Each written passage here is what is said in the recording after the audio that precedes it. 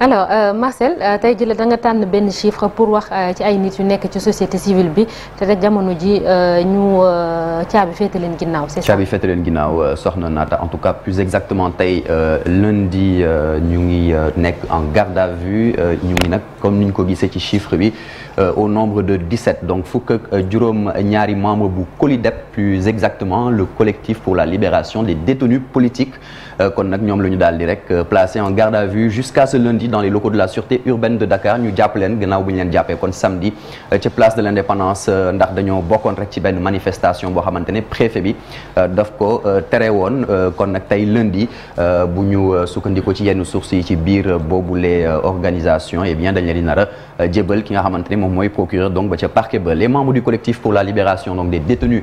politiques ñoom ñu ngi exiger liñ lan moo taxoon ñu bëggoon def marche boobu mooy ngir exiger libération ay sénégalais yi nga xamante ne dañ leen daal di jàpp rek ci ay prison yu bëri ci biir réew mi te ñu leen di considérer kon comme ay détenus politiques donc COLIDEP nekk benn mouvement de société civile boo xamante ne day regrouper ay mouvements donc de plusieurs bords yu ci mel ni waa coalition citoyenne le peuple mouvement urgence panafricaniste waa FRAPP France dégage Africa First collectif ñoo lank mafia kàcci kàcci ou bien Dogali Macky Sénégal notre priorité entre autres yéen bëri na yeneen organisation société civile waaye tamit ay partis politiques dont PASTEF ak la République des valeurs COLIDEP ñoom ñuy estimer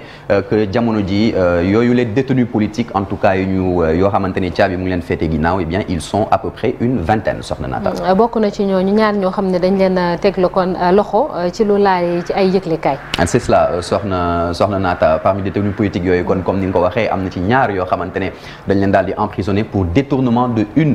des journaux ki ñu ci gën a jàpp ki ci gën a siiw di Pape Ibrahima Gueye alias Papito Kara moom nga xamante ne ñaar fukki fan ak juróom-ñett ci weeru juillet bi passé lañ ko daal di jàpp placé ko sous mandat de dépôt ñetti fan ci weeru août atum bi ñu nekk donc 2022 ñu daal di koy rek topp ngir diffusion de fausses nouvelles effacement modification et introduction de données informatiques après des plaintes yi nga xamante ne ay organes de presse dañ ko daal di rek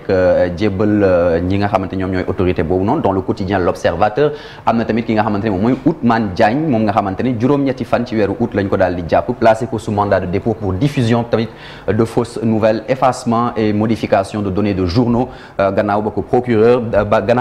daal di auto saisir yi moom nag ki nga xamante ne moom mooy Ousmane Diagne moom moo nekk coordonnateur bu fameuse mafia kàcci bu ñu sukkandikoo ci avocat bu Ousmane Diagne maître Bamba Cissé nee na li gën a doy waar ci mbir bi mooy Ousmane Diagne dañ ko daal di arrêté gannaaw ba mu partagé sur sa page Facebook ay une yoo xamante ne ay dañ leen considéré ne ay journaux satiriques lañu avec en en-tête ñetti émoji de sourire mu ne tamit mieux aucun journal donc à l'instar du cas Pape Ibrahima Gueye alias Papito Kara benn journal déposé wul plainte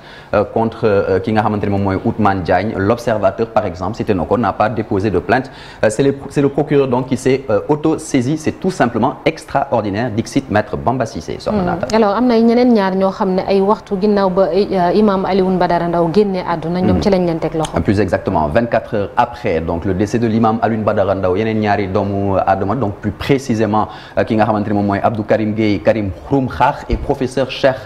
Oumar Diagne donc ñu daal di leen interpellé par la DIC plus exactement le 8 septembre dernier ñoom nag dañu accusé état bi que ñoom ñoo daal di rek rey ñoom ñoo daal di faat ki nga xamante ne moom mooy imam Ndao ci ay vidéo yu bëri ñu jot a publier sur internet et pour sa part Abdou Karim Gueye moom dafa daal di rek soupçonné waale tamit li nga xamante ne moom mooy le personnel de l'hôpital de Fann boobu noonu mu jàpp ne eh bien c'est un établissement maçonnique donc lu mu leen di soupçonné mooy dañu daal di mortellement aggravé état bi nga xamante ne moom mooy état de santé bu imam Ndao donc ñu daal di leen placé sous mandat de dépôt pour diffusion de fausses nouvelles gannaaw ba ñu defee objet d'un retour de parquet donc balaa affaire boobu noonu ñuy fàttali que kii di Cheikh Oumar Diagne moom mu ngi nekkoon en liberté provisoire ci benn dossier dans le cadre donc d'un dossier boo xamante ni da ko doon opposé à un ex-député en l'occurrence Djibril War dans le cadre de diffamation et d'injure plus exactement soxna Naata. ñu taxaw ci ñeneen Marcel am na lu ñu fi doon wax muy mbirum force spéciale ba teg ci loxo ay nit ñoom tam ñu ngi ca kaso ba. c'est ça waa COLIDEP en tout cas ñoom ñoo jàpp ne ñi nga xamante ne ñoom ñooy force spéciale ces membres de la force spéciale ñoom dañu leen jàppee comme ay détenus politiques c'est assez étonnant parce que am na ay lourdes charges yi nga xamante ni ça pèse sur ces présumés membres de la dite force ñuy fàttali que membre présumé de la force spéciale ñoom jàpp nañ ne li ñu leen di topp mooy entre autres chefs d'inculpation complot contre l'autorité de l'État détention et transport de produits et substances incendiaires en vue de la commission d'un acte terroriste ak tamit li nga xamante ni moom mooy détention illégale d'armes à feu waaye tamit financement du terrorisme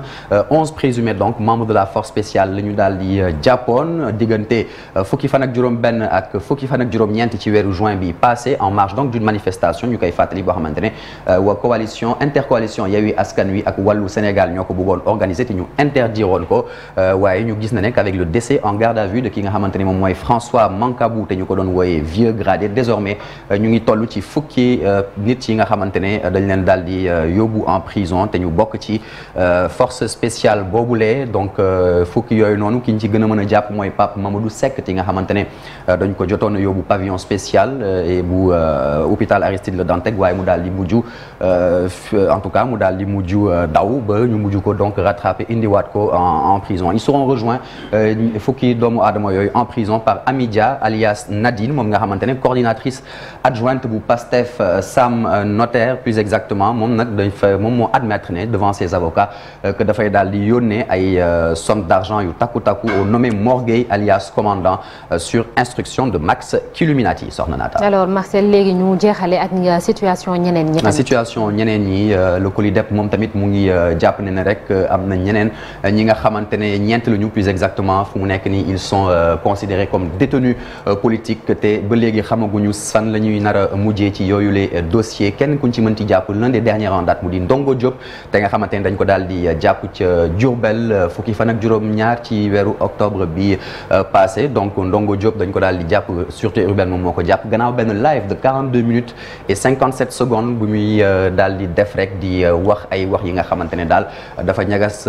jëmale ko ci procureur de la République ñu daal di koy inculpé donc le 19 octobre ñu placé ko sous mandat de dépôt pour appel à l'insurrection appel à la violence et à la haine menace de mort sur des autorités judiciaires mais aussi diffusion de fausses nouvelles apparemment c'est la nouvelle tendance. Merci beaucoup Marcel pour tous ces détails alors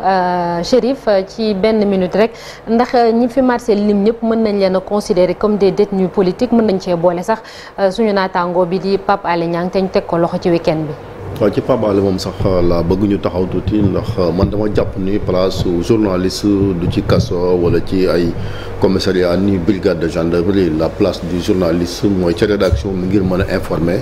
ndax moom it dafa nekk di liggéey yu am solo yoo xamante tamit ba léegi rek bu ñu desee ci principe yi muy li nga xamante ni mooy liberté de presse loolu moom dafa consacré ba nga xamante ni Sénégal déjà même waxuma rek textes yi nga xamante ne ñoom ñoo fi nekk même ci bitim réew convention yi nga xamante ni signé nañ ko donc bu fekkante ni dañu jàpp un journaliste dans l'exercice de ses fonctions day loo xamante ni lu yéeme la du rek Pape Alé parce que avant moom y a aussi Fatou Dione une camarawoman bu Bour News boo xamante ni gis nañ ci manifestation yi ngeen wax bu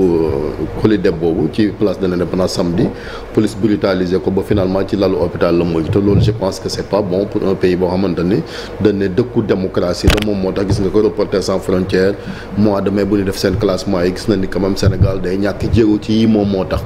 donc mën na ko par principe moom journaliste moom dama koy défendre ci lu mën a nekk parce que non seulement liggéey bi ni liggéey mais dafa am solo goo xamante ni donc Pape Alé nan ko bàyyi mu ñibbi këram loolu mooy li nga xamante ni soxna Naata moom mooy yoon maintenant nag am na ci yenn saa yi nit ki mën na juum wala ci dans le cadre de son travail mais je pense que c'est pas par la répression war nañoo def tamit beneen affaire mooy consensus am na ci sujet yoo xamante ni ñun ñëpp ñu déggoo ci rawatina ay défense nationale wala lépp lu jëm suñu takk der yi quand même ñu aar leen parce que day loo xamante ni comme ni ñu ko waxee déjà Afrique de manière générale fragilisé na fragilisé boo xamante ni il faut ñuy défendre li nga xamante ni quand même mooy suñu force de défense et de sécurité rawatina kilifa yi nga xam ñoom ñoo ci nekk 2 poids 2 mesures également warul am dans le traitement des dossiers judiciaires parce que bu fekkee ne ni avocat bi nee na Pape Alé li ñu koy toppee mooy ay document militaire ak yu ni mel kin fi njëkk a gis mu génn document bi il s'appelle Ousmane Sonko donc bu fekkente ni day jàppal nangam Ousmane Sonko la ni jàpp parce que document boobu ñu wax mooy le rapport interne de la gendarmerie le vendredi bi muy def sa conférence de presse génn na ko brandir ko te Sonko mi ngi këram kenn inquiété ko donc mënuñoo bàyyi journaliste boo xam te ne il travaille il informe des gens ñu koy jàpp alors que ñiy traité dossiers yi ñu ngi certainement ci kanam daaw de min tam dina ci dellu si ci jàngatam incha allah léegi dañuy jàll ci de quoi est-il le nom.